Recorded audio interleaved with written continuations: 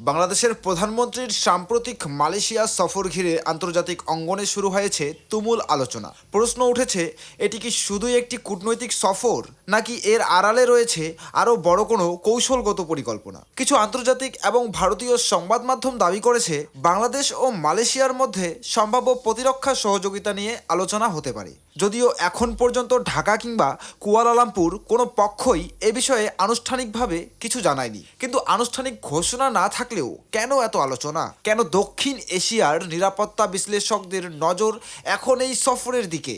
আজকের প্রতিবেদনে জানার চেষ্টা করব সেই প্রশ্নগুলোর উত্তর। তার আগে আপনারা কে কোথা থেকে আমাদের ভিডিওটি দেখছেন আমাদের কমেন্ট করে অবশ্যই জানাবেন। আর চ্যানেলটিতে নতুন হয়ে থাকলে চ্যানেলটিকে সাবস্ক্রাইব করতে ভুলবেন না। বিভিন্ন প্রতিবেদনে দাবি করা হয়েছে, বাংলাদেশ ভবিষ্যতে আধুনিক সামরিক সরঞ্জাম সংগ্রহের সম্ভাবনা বিবেচনা করছে। এর মধ্যে উন্নত যুদ্ধ ট্যাঙ্ক এবং অ্যাম্ফিভিয়াস ভেহিকেলের মতো সরঞ্জামের কথাও আলোচনায় এসেছে। বিশ্লেষকদের মতে, মালয়েশিয়া নিজে সব ধরনের অত্যাধুনিক ট্যাঙ্ক তৈরি না করলেও দেশটিতে বিভিন্ন আন্তর্জাতিক প্রতিরক্ষা প্রতিষ্ঠানের সহযোগিতায় সামরিক যানের উৎপাদন, সংযোজন এবং রক্ষণাবেক্ষণের কার্যক্রম পরিচালিত হয়। এ কারণেই সম্ভাব্য প্রতিরক্ষা সহযোগিতা নিয়ে আলোচনা আরও বেশি গুরুত্ব পাচ্ছে। কিছু প্রতিবেদনে দক্ষিণ কোরিয়ার অত্যাধুনিক K2 ব্ল্যাক প্যান্থার ট্যাঙ্কেরও নাম এসেছে। তবে উল্লেখযোগ্য বিষয় হলো, বাংলাদেশ এই ট্যাঙ্ক কেনার সিদ্ধান্ত নিয়েছে এমন কোনো সরকারি নিশ্চিত তথ্য এখনো পর্যন্ত প্রকাশিত হয়নি। বিশ্বের অন্যতম আধুনিক মেইন ব্যাটেল ট্যাঙ্ক হিসেবে পরিচিত K2 ব্ল্যাক প্যান্থার এর রয়েছে 120 কিলোমিটার স্মুথ বোথ কামান,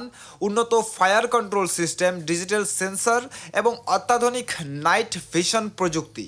আধুনিক কম্পোজিট আর্মার এবং উন্নত সুরক্ষা ব্যবস্থার কারণে এটি বিশ্বের অন্যতম সক্ষম যুদ্ধ ট্যাঙ্ক হিসেবে বিবেচিত হয়। এদিকে আরও কিছু প্রতিবেদনে বলা হয়েছে, শুধু ট্যাঙ্ক নয়, বাংলাদেশ সম্ভাব্যভাবে অ্যাম্ফিভিয়াস আর্মড ভেহিকেলের প্রতিও আগ্রহ দেখাতে পারে। অ্যাম্ফিভিয়াস ভেহিকেল এমন একটি সামরিক যান যা একই সঙ্গে স্থল এবং পানিতে চলাচল করতে সক্ষম। নদীবহুল অঞ্চলে দ্রুত সেনা মোতায়েন, উপকূলীয় অভিযান, জরুরি উদ্ধার কাজ এবং বিশেষ সামরিক অভিযানে এ ধরনের যান অত্যন্ত কার্যকর বলে প্রতিরক্ষা বিশেষজ্ঞরা মনে করেন। কিছু আন্তর্জাতিক প্রতিবেদনে দাবি করা হয়েছে, সম্ভাব্য এই প্রতিরক্ষা সহযোগিতার খবর প্রকাশের পর ভারতের কৌশলগত মহলেও বিষয়টি নিয়ে আলোচনা শুরু হয়েছে। যদিও ভারত সরকার এ নিয়ে আনুষ্ঠানিকভাবে কোনো উদ্বেগ প্রকাশ করেনি। বিশ্লেষকদের মতে, দক্ষিণ এশিয়ার প্রতিটি দেশই বর্তমানে নিজেদের প্রতিরক্ষা সক্ষমতা আধুনিকায়নের দিকে গুরুত্ব দিচ্ছে। ভারত যেমন গত কয়েক বছরে ব্যাপক সামরিক আধুনিকীকরণ করেছে, তেমনি বাংলাদেশ ধাপে ধাপে প্রতিরক্ষা খাতে নতুন বিনিয়োগ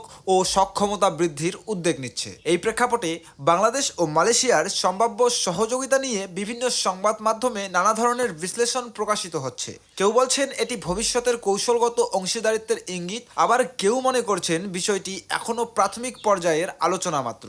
সবচেয়ে গুরুত্বপূর্ণ বিষয় হলো, এখন পর্যন্ত বাংলাদেশ কিংবা মালয়েশিয়া কোনো প্রতিরক্ষা চুক্তি স্বাক্ষরের ঘোষণা দেয়নি। ফলে বর্তমানে আলোচিত অধিকাংশ তথ্যই বিভিন্ন সংবাদ মাধ্যমের প্রতিবেদন এবং বিশ্লেষণের ওপর ভিত্তি করে প্রকাশিত হয়েছে।